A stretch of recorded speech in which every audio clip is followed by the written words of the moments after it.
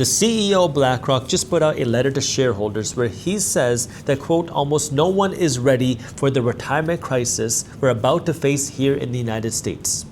Why? Because according to the CEO of Blackrock, the average American will need $2.1 million to be able to retire comfortably.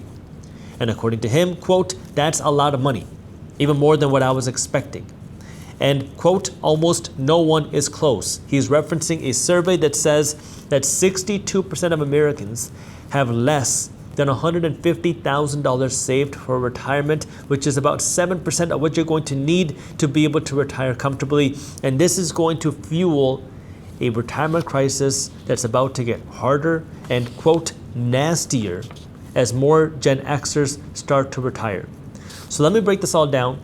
And this is one of the reasons why on March 18th, 2026, I'm hosting a live, free, and virtual investor workshop to show you how you can invest your money through the economic changes that we have right now. So if you have a 401k, you're thinking about retirement, or you want to see how you can just grow your money through the chaos that we're seeing in the economy, I invite you to join me on this investor workshop because I'm going to be presenting you research as to how financially savvy investors can profit through all the changes that we're seeing with technology, with changes to the Federal Reserve Bank and our money, and changes with government policy, how these things create new and unique investment opportunities for the financially savvy. I'm going to show you a lot of research and a lot of opportunities. So if you are an investor or you're thinking about retirement, I invite you to join me on this workshop. I have the link for you down in the description below. Just know that I'm doing the workshop twice on March 18th. It's live. I'm doing it at 10:30 a.m. Eastern Time and again at 8 p.m. Eastern Time. And as an added bonus, when you actually show up live to the workshop, my team wrote a new book called How Money Changed Forever. You're going to get a digital copy of that book for free when you actually show up live to the workshop. Yes, you have to register, but when you show up live, you're going to get that digital copy of the book mailed to you. So the CEO of Blackrock is managing more assets than anyone else in the world because Blackrock is the world's largest asset manager with over $14 trillion in assets. Now, why does this matter? Because they have a lot of data and they understand spending. Now, I don't care if you like BlackRock or you hate BlackRock, they have access to a lot of information and data that the average person does not. And the reality is that most people, the average person, is not seeing their investments grow fast enough and they do not have enough money in their investment accounts to be able to retire comfortably based off of what's in their 401ks. Here is what Larry Fink, the CEO of BlackRock, had to say. The problem, meaning the retirement crisis, will only get harder and nastier as the oldest Gen Xers start to retire. They're the first generation primarily dependent on 401ks, and the 401k trend is growing with millennials and Gen Zs. The whole idea is, back in the day, people who wanted to retire did not have to have their own investment or retirement accounts themselves to be able to fund their own retirement, because you would be able to rely on your pension, you'd be able to rely on Social Security, and then you'd have some savings. But the savings were kind of the smallest part for the average person. You'd have the pension and Social Security, which would fund your retirement. Well, now today, pensions are a thing of the past. It's just something you read in history books. Social Security is depleting. I mean, they say that Social Security is going to be depleted by 2034, 8 years from now. But I don't really like that number or that analysis because in reality, Social Security is running out of money, but the government can just print bigger Social Security checks. However, that doesn't mean that you're going to get more money. It just means that your check is larger. And they're funding these bigger Social Security checks through more money printing, which means, yes, you got a bigger check, but the cost of living goes up as well. So, yes, Social Security is a problem. People will not be able to rely on it. But we go from a generation where people didn't have to worry too much about their own investments because pensions were there, Social Security was there, and then your savings were just supplemental, to now it is you have to fund your own retirement because Social Security is not paying that much. And now you have to figure out how to do it. Well, the most accessible place where people have been investing their money is the 401k. And the problem with this is the average American has no idea how to use their 401k. This is what Larry Fink is talking about, that many people are putting their money into their 401k accounts, not knowing how to pick an investment, not knowing what the fees are, not knowing what type of returns they should be getting, and then they have no other investments outside of the 401k. And I was recently doing a couple podcasts in Los Angeles, and this is a topic that came up very frequently because more and more people are starting to think about retirement and how they're going to position themselves for retirement, because we've been seeing a lot of ups and downs in the stock market. And because of all the volatility that we've been seeing, people with 401ks are saying, what am I going to do when it comes time for me to retire? And the reality here is your 401k was never intended to be your sole retirement plan. Even the founder of the 401k has come out and said that the 401k has gone awry because it was never intended to be your sole retirement plan, but many people are using it as their sole retirement plan. So use your 401k to start, but don't stop investing outside of your 401k. Start with the 401k and then do more outside of that. And then when it comes to your 401k, look at the returns that you are getting. Because the average 401k account in the United States is growing by around 8% a year. And that's before fees. In 2025, Kiplinger did a report which said that the average 401k account with $1 million in assets or less is paying a 1.26% fee, which means effectively the average 401k account is growing by under 7% a year. Why does that matter? Because the markets, the stock market on average has grown by 10% a year. So if you're putting your money into the 401k trying to build wealth, well, many people are severely underperforming the market.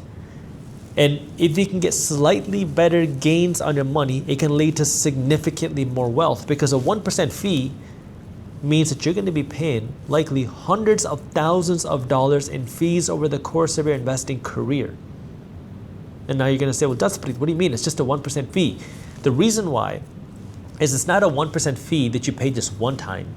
It's a 1% fee that you pay on every dollar that you invest, for every year that it's invested, plus every dollar of profit while you're trying to grow your wealth. So your fees are compounding along with your gains. And this is where it is becoming more and more important for the average American to learn investing, because we are entering an age where you have to be able to invest your way to retirement. And the 401k is not enough. And the people that are realizing this, unfortunately, are getting closer and closer to retirement. And now you have to make the decision of what are you going to do. But this is where, again, if you start to make some small changes, it can impact your retirement in big ways. For example, if you invest $500 a month, you do this for 30 years, you could just get the market return of 10% a year, you're going to retire with a little bit under $1 million. But if you could do just slightly better, I'm not talking about trying to get the big home runs, I'm not talking about taking the big risks. If you do some research and you start to be more involved with investments, and you can get just a 13% return a year. Well, now if you invest the same $500 a month, you do it for 30 years, but instead of 10%, you get a 13% average return. Now you're not going to retire with $1 million, you're going to retire with closer to $1.75 million.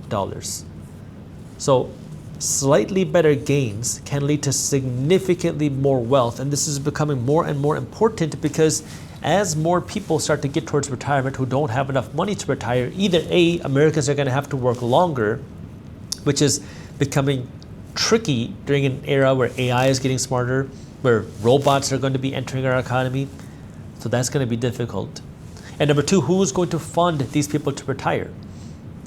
Because our government doesn't have money. So if the government wants to continue funding people's retirements, they're going to have to spend money that they don't have. We already have a spending problem in the United States government. We're spending trillions of dollars a year that we don't have. That's what's fueling the inflation that we have been seeing, not just in 2025 and 2026, but over the last number of years and decades. Well, if we have more and more people that are entering retirement, they don't have money to pay their bills, what's going to happen? Are people going to rely on their kids to fund their retirement? Is the government going to step up and do something? Well, the government only has one source of income. It's tax revenue from taxpayers. So maybe that means that your taxes are going to go up. Maybe that means the government's going to print more money, which means the prices of things are going to go up.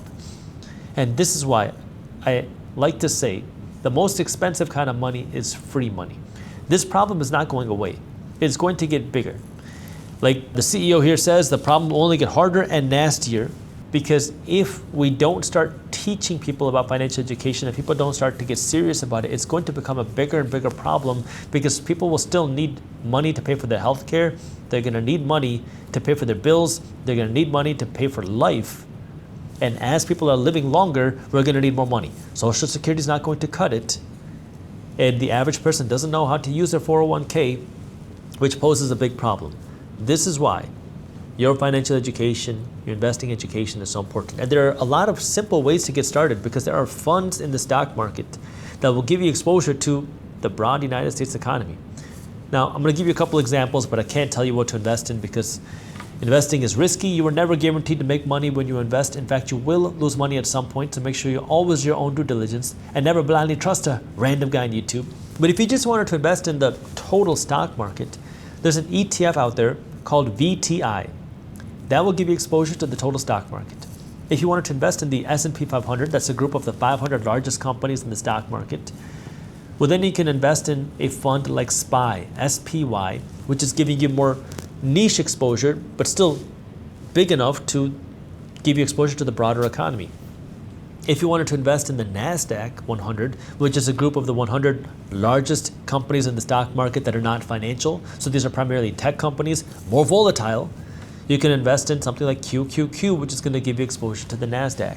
So now you're getting broad exposure to the United States economy, but the way that you win, because a lot of people get this wrong, is you don't just invest money once, you don't just invest money today, you have to invest your money consistently and regularly. I call it ABB, always be buying. Set up a system where every week, or every 2 weeks, or every month, you're going to buy more of whatever funds that you're going to buy. Now you do this whether markets are up, whether markets are down. You do it when it's raining, you do it when it's sunny. You do it when there's a Democrat in the White House, you do it when there's a Republican in the White House. And when you do that, this ABB strategy, it has been proven through time to build wealth. But the problem is many people want to see that money today, or they get emotional and they start to make trades based off of things that don't actually make any sense.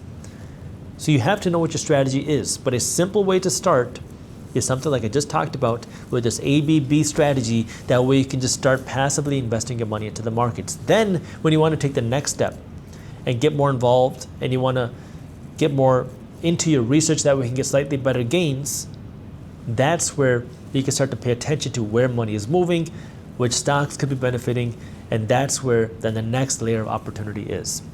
So as you start to think about retirement, know how much money you're going to need to retire, and understand that you're probably going to need a little bit more than what you might have originally thought, because the cost of living keeps going up.